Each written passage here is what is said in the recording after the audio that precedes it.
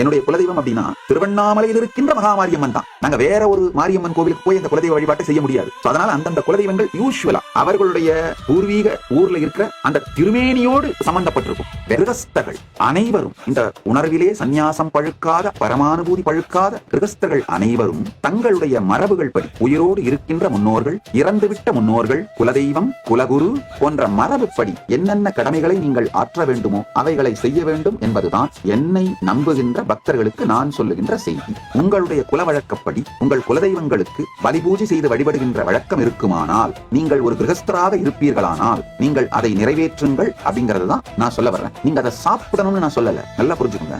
அந்த பலியிடப்படுகின்ற உயிரினுடைய அந்த உடல், அந்த மாமிசத்தை உண்ணணும்னு நான் சொல்லல. ஏன்னா அவங்களுடைய குலதெய்வங்கள் நீங்க இருக்கிற அந்த மனித நிலையிலிருந்து சற்று உயர்வடைந்த ஒரு தெய்வங்கள், ஒரு நிலையில இருக்கிற தெய்வங்கள்.